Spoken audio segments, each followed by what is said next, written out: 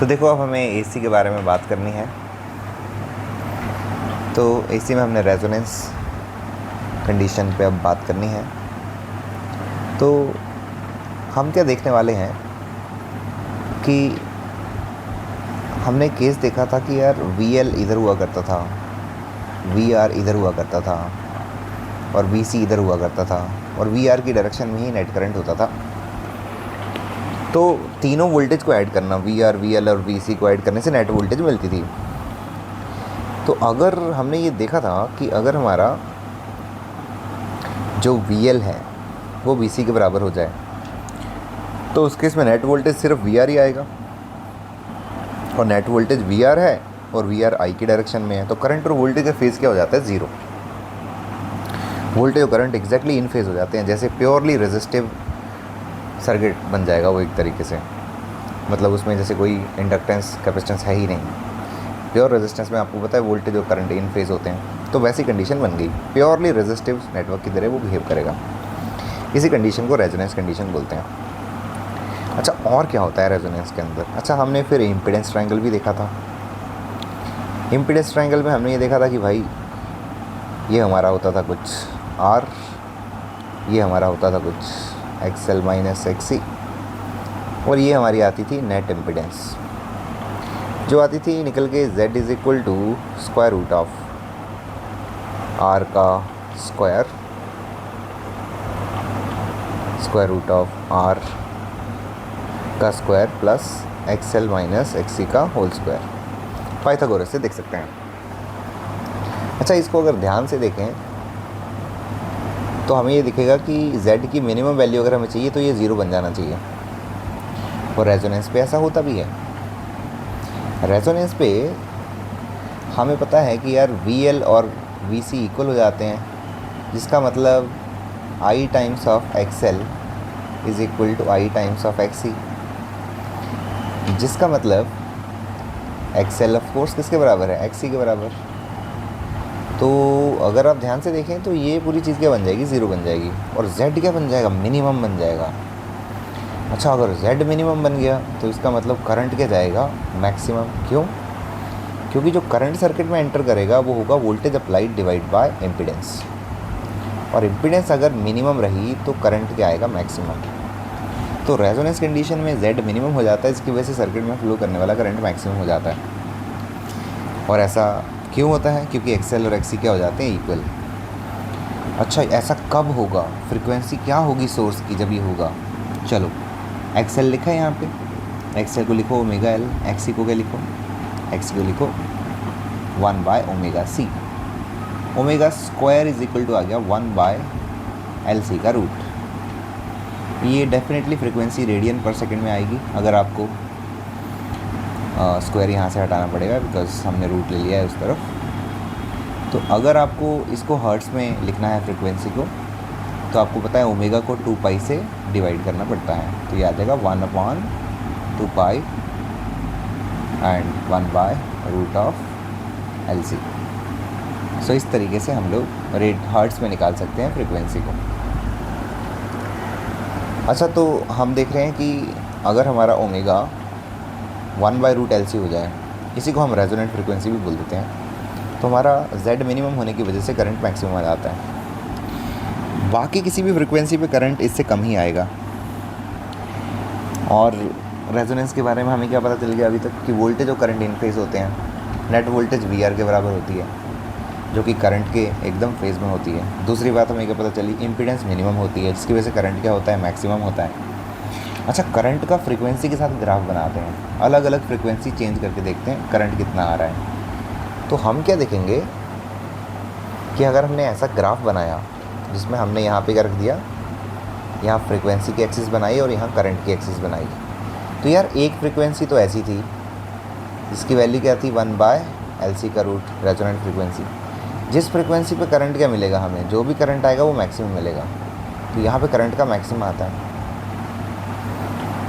बाकी कोई भी फ्रीक्वेंसी रहने दो, अगर फ्रीक्वेंसी आप मान लीजिए थोड़ी बड़ी फ्रीक्वेंसी लेते हैं तो करंट क्या आएगा? कम आएगा, कम आएगा। छोटी फ्रीक्वेंसी लेते हैं, करंट क्या आएगा? कम आएगा, कम आएगा। इस फ्रीक्वेंसी पे करंट क्या आ रहा है? मैक्सिमम आ रहा है। इसलिए इसको रेजोनेंट कंडीशन बोलते हैं। मतलब इस सर्किट में इस पर्टिकुलर फ्रिक्वेंसी पे मैक्सिमम करंट फ्लो करेगा, बाकी किसी भी फ्रिक्वेंसी पे करंट कम जाएगा सर्किट के अंदर। तो ये हमें रेजोनेंस के बारे में पता चला कि करंट मैक्सिमम जाता है। अच्छा, अब और चीज़ क्या है इसके बारे में, अब यहाँ से बैंडविड्थ आती है बच्चे। अब तो ये तो आपको जैसे पता चल गया कि ये करंट क्या आने वाला है यार, मैक्सिमम करंट आने वाला है। और करंट मैक्सिमम का आएगा voltage applied divide by impedance. Resonance पे इम्पीडेंस एग्जैक्टली R बन चुकी है, तो आपको मैक्सिमम करंट आएगा I0। अब मैंने क्या किया, मैंने इस करंट से थोड़ा सा नीचे यहाँ आया मैं और एक लाइन खींच दी। और ये लाइन कहाँ खींची एग्जैक्टली, जो भी मैक्सिमम करंट था उससे डिवाइड बाय √2 पे। यहाँ पे मुझे मिला एक फ्रीक्वेंसी, यहाँ पे मुझे मिला एक फ्रीक्वेंसी, इसको मैंने बोल दिया ω1, इसको मैंने क्या बोल दिया ω2। ये फ्रीक्वेंसी खास है, इसको बोला जाता है अपर कट ऑफ फ्रीक्वेंसी। कौन सी वाली? इसको बोला जाता है अपर कट ऑफ फ्रीक्वेंसी, इसको बोला जाता है लोअर कट ऑफ फ्रीक्वेंसी। और ये जो बीच में आपको रीजन देखने को मिल रहा है ω2 माइनस ω1, इसको बैंडविड्थ कहा जाता है। बैंडविड्थ जो डेफिनेटली किसके बराबर होगी, अपर cut off frequency minus lower cut off frequency.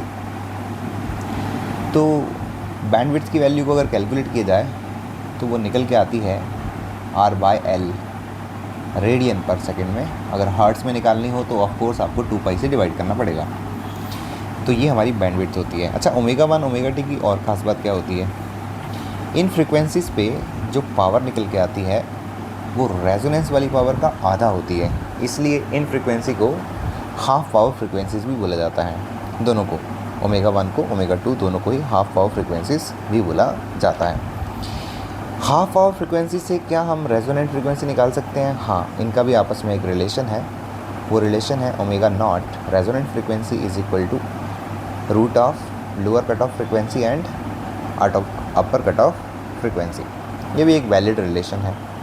आप चाहें तो रेडियंस में है ये वैल्यू, अगर आप चाहें इसको निकालना हर्ट्ज़ के अंदर तो उसके में आप लोअर कट ऑफ फ्रीक्वेंसी को भी हर्ट्ज़ में डालें, अपर कट ऑफ फ्रीक्वेंसी को भी हर्ट्ज़ में डालें, तो आपको हर्ट्ज़ में आंसर मिल जाएगा।